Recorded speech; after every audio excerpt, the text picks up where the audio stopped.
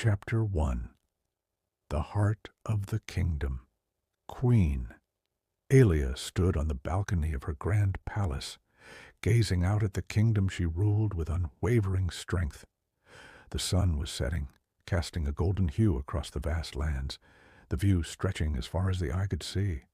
It was a peaceful sight, one that spoke of prosperity and harmony, two things that Aelia had worked tirelessly to secure for her people.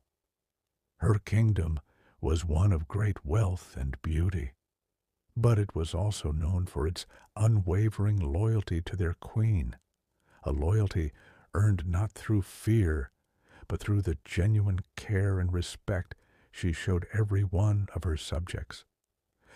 Aelia had been crowned at a young age after the sudden and tragic death of her father.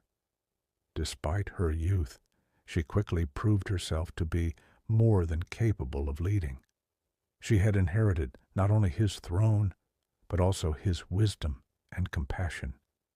From the moment she took the throne, she vowed to protect her people and to rule with justice, fairness, and kindness, qualities that were not often seen in monarchs. The people of her kingdom adored her, and for good reason. Aelia was always seen walking amongst her people, not as a distant, untouchable ruler, but as one of them. She visited the farmers in their fields, listened to the merchants as they spoke of their struggles, and sat with the children, sharing stories and offering words of encouragement. Her kindness was known far and wide, and it was said that she could see the good in anyone, no matter how dark their past might have been. But Aelia's heart was not only filled with compassion. She was also a warrior, trained in the arts of combat from a young age. Her father had ensured that she was prepared for anything that might come her way, knowing that the path to leadership was fraught with danger. As a result, Aelia was a skilled fighter, a master of the sword and bow, and a tactician unlike any other. Her warriors had come to respect her not only as their queen, but as a fellow soldier who stood by their side in the heat of battle. One evening, as Aelia made her rounds through the royal palace, a messenger arrived in haste, his face pale with worry. "Your Majesty," he said, bowing deeply, "a neighboring kingdom has been raiding our borders. Their forces are growing stronger by the day, and we fear an invasion is imminent." Aelia listened intently, her expression calm but resolute. She had been expecting such news. The neighboring kingdom, once an ally, had grown restless under its new king, and whispers of war had been circulating for weeks. Aelia had always believed in peace, but she also knew that she had a responsibility to defend her people and her land. "Gather my generals," Aelia instructed, her voice steady and commanding. "We will not allow our kingdom to fall into chaos. Prepare the army." The messenger nodded and rushed off to deliver her orders. Aelia stood for a moment, her eyes closing as she took a deep breath. She had always hoped for peace, but she was no stranger to war. Her people's safety came first, and she would do whatever it took to protect them. That night, she called a council meeting with her generals and advisors. The tension in the room was palpable, but Aelia remained calm, her sharp eyes focused on the map before her. "We will not be the aggressors," she declared, her voice ringing with authority. "But we will defend our kingdom with all our might. We know the enemy's strengths, and we know their weaknesses. We will use both to our advantage." Her generals nodded, impressed by her strategic thinking.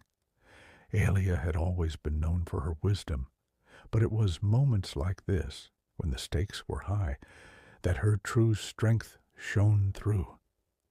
She was a ruler who inspired her people, not through empty words or promises, but through action. The following days were filled with preparation and planning. Elia worked tirelessly, ensuring that every soldier, every resource, and every piece of intelligence was in place. Her army was ready, but it wasn't just the soldiers who rallied behind her. Her people did too. The kingdom stood united, knowing that their queen would lead them through whatever challenges lay ahead. As the day of battle approached, Elia stood at the edge of her palace, looking out once again at the vast land she ruled. She was not afraid, for she knew that her heart was pure and her cause just. But she also knew that the coming days would test not only her strength, but her wisdom and her compassion. A warrior queen who could protect her people with both her might and her heart. With a final glance at the horizon, Elia turned away from the balcony and made her way to the war room. She was ready, not just to fight, but to lead. Chapter 2. The Call to Arms. The morning air was crisp, the quiet before the storm. Queen Elia stood in the center of her war room, her sharp eyes scanning the faces of her generals and advisors. The room was filled with maps, scrolls, and strategic plans, an organized chaos that reflected the gravity of the situation at hand. Elia's mind was clear, her resolve firm. She had spent the past few days reviewing every detail, ensuring that every contingency was planned for, every possible move accounted for. The door creaked open, and the sound of footsteps echoed the otherwise still room. General Cassius, one of Elia's most trusted commanders, entered with a solemn look on his face. He was a tall man, his posture rigid with discipline, his expression always serious. He had fought alongside Elia in countless skirmishes, and his loyalty to her was unquestionable. "My queen," he said, bowing respectfully before standing tall. "The enemy has crossed our borders. Their forces are larger than we anticipated." Elia nodded slowly, her fingers tracing the edge of the map laid before her. "How many?" she asked, her voice calm but steady, betraying none of the worry that threatened to rise in her chest. Cassius paused for a moment, clearly calculating. "At least 5,000 soldiers heavily armed. We have scouts reporting their positions near the northern pass, and they're advancing rapidly. We can't afford to wait any longer." Elia's brow furrowed. The northern pass was a strategic location, one that would give the enemy a direct route to the heart of her kingdom. If they took it, it would be disastrous. But Elia had already anticipated this move. Her kingdom had faced threats before, and she had always found a way to turn the tide in their favor. "We'll meet them head on," Elia declared. "We'll strike at the northern pass and hold them there. I want no retreat. Every soldier will fight with honor." Cassius looked at her, his admiration for her courage evident. "We'll need more than just strength, Your Majesty. We need a plan, something that will turn the battle in our favor." Elia's eyes gleamed with determination. "I've already thought of that," she said. "Prepare the army. We'll attack at dawn, but I'll be leading the charge myself." There was a brief silence as her generals exchanged glances. Elia's decision to fight alongside her soldiers was not one they took lightly. She was their queen, the symbol of their strength, and many feared for her safety on the battlefield. But they knew Elia well. She was no stranger to combat. She had trained rigorously, and her sword was as swift as any warrior's. "I will ride at the front with the cavalry," Aelia continued, her voice unwavering. "General Cassius, you will command the infantry. Take the east flank and make sure no enemy forces can encircle us. I'll take the west." Cassius nodded, his expression firm. "As you command, my queen." Aelia turned to the rest of her council. "We will not let fear rule us. Our people depend on us to defend them. They trust us, and we will not fail them. We fight for our homes, for our families, and for the future of this kingdom." Her words struck a chord with everyone present. They had followed her through countless battles, but it was her wisdom and her unyielding belief in her people that inspired them most. Aelia was not just their queen. She was their protector, their guide, and their beacon of hope. The preparations were swift and thorough. Aelia spent the remainder of the day overseeing the final arrangements, ensuring that every soldier was equipped, every tactic was in place. As night fell, she stood alone in the courtyard, staring out at the vast kingdom she had sworn to protect.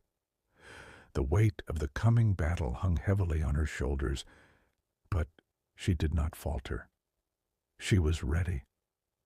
Her thoughts turned briefly to the people who would wait anxiously for the outcome of the fight. The farmers, the merchants, the children, every person in her kingdom had placed their trust in her, and she would not betray them. They believed in her strength, and she would prove that belief was not misplaced. As the first light of dawn began to break over the horizon, Aelia donned her armor, her trusted sword fastened to her side. She mounted her horse, the steed strong and powerful beneath her. The sound of hooves echoed through the royal stables as her army assembled, ready for the march. Aelia looked toward her soldiers, their faces filled with determination, and then to the horizon, where the enemy would soon arrive. She rode forward, leading the charge, her heart steady and her mind sharp. She was not just a queen, she was a warrior, and this was her moment to defend the kingdom she loved. The battle was upon them, and Aelia would fight with every ounce of strength she had. The people's trust, her legacy, and her kingdom's future all rested on her shoulders. But she had never wavered before, and she would not waver now. Chapter 3. The Triumph of the Brave. The clash of steel against steel echoed through the valley as the battle raged on. The sun hung low in the sky, casting a crimson light across the battlefield, a grim reminder of the cost of war. Queen Aelia, mounted on her steed, cut through the enemy ranks with precision and strength, her sword a blur of silver. Her presence on the battlefield was like a storm, fierce, relentless, and impossible to ignore. Every strike she made was filled with purpose, every movement a symbol of her dedication to her kingdom. She had led her troops with unmatched courage, and her warriors followed her with fierce loyalty. The enemy had underestimated her, thinking they could easily overpower the smaller kingdom. But they had not counted on the spirit of her people, nor the indomitable will of their queen. Aelia's eyes scanned the battlefield, spotting an enemy commander trying to rally his troops at the rear. She pushed her horse forward, charging through the chaos toward him. As she drew closer, the commander turned, his face filled with surprise and fear as he saw the queen herself leading the charge. With a battle cry, Aelia swung her sword, the blade meeting his in a violent clash. He was skilled, but not skilled enough to match the fury in her strike. In one swift motion, Aelia disarmed him, her sword piercing through his armor, sending him to the ground. The soldiers around him hesitated, unsure whether to continue the fight or surrender. Aelia stood over him, her breathing steady, her heart resolute. "Surrender now, and your lives will be spared," she called out, her voice carrying across the field. The enemy soldiers, seeing their commander fall and hearing the strength in Aelia's words, began to retreat. The tide of the battle had turned. Her army, inspired by her bravery, pressed on, pushing the enemy back. The sound of retreating soldiers filled the air as Aelia and her generals led their forces to victory. Within hours, the battlefield was clear, and the enemy had been routed. The victory was hard won, but it was a victory nonetheless. As the smoke of battle began to clear, Aelia dismounted from her horse, her armor stained with the marks of the fight. Her generals and soldiers gathered around her, their faces filled with relief and admiration. The kingdom had been defended, and their queen had proven once again that she was not just a ruler, but a warrior of unmatched skill and courage. But Aelia was not one to dwell on her own victory. Her first thought was always for her people. She turned to Cassius, who stood by her side, his face somber but proud. "We must make sure the wounded are tended to," she said, her voice gentle but firm. "And we need to send word to the villages. Let them know their homes are safe." Cassius nodded. "Of course, Your Majesty. The people will be relieved to know the battle has been won." As Aelia walked through the battlefield, she saw her soldiers caring for the wounded, both friend and foe. Despite the violence of the conflict, there was no hatred in her heart. She knew that in the end, the true victory was not just in defeating the enemy, but in showing mercy and compassion to those who had fought against her. This was the way of a true leader, not one who sought to conquer, but one who sought to protect. The people of her kingdom would hear of the victory, and they would praise their queen, not just for her bravery, but for her wisdom and her kindness. Aelia had led them through a great trial, and she had emerged victorious, not through force alone, but through the strength of her heart. As night fell and the stars began to twinkle in the sky, Aelia stood alone for a moment, gazing out over the battlefield. The kingdom was safe, and her people were at peace once again. She had done what she had promised to do, protected her land, her people, and her legacy. The fight had been hard, but the rewards were worth it. She knew that there would be more challenges ahead, more battles to fight, but in that moment she allowed herself to feel a rare sense of peace. She had proven herself as a queen, a warrior, and a protector, and as long as her people needed her, she would continue to fight, not just with her sword, but with the wisdom and compassion that made her a queen like no other. With a final glance at the battlefield, Aelia turned to return to her palace, her heart light with the knowledge that she had fulfilled her duty. The kingdom was safe, and peace would reign, at least for now. But Aelia knew that true leadership was not just about winning battles.